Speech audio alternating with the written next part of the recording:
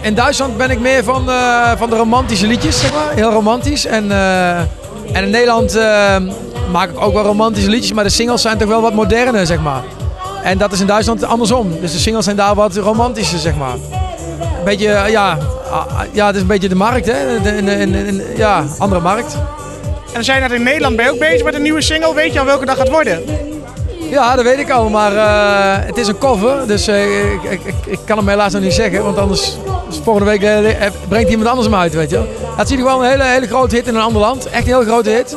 En ik kwam hem heel toevallig tegen via YouTube, was ik een beetje aan het zoeken en ik stuitte tegen het liedje aan. En en ik liet hem horen aan Tom Peters, die zei van, dit is een hit.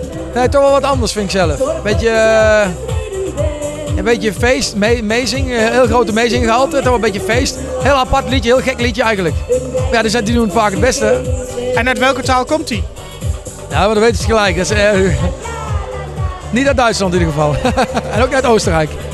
Ja, ook een heel gek land eigenlijk, maar kwam er heel toevallig bij en heel leuk liedje.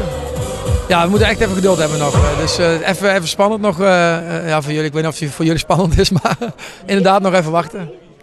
En heb je voor de rest nog wat op de planning staan in Nederland het komende jaar?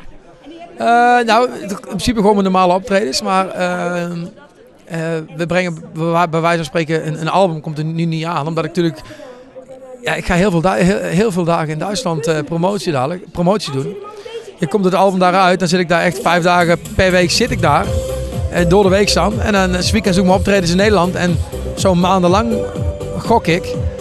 Ik heb wel onlangs mijn allereerste optreden binnengekregen. Dat is oktober 2015 in Kroatië. Dus dat is wel heel bijzonder. Moet ik een half uurtje Duits zingen. Dat is gewoon mijn eerste betaalde optreden daar. Heel bijzonder.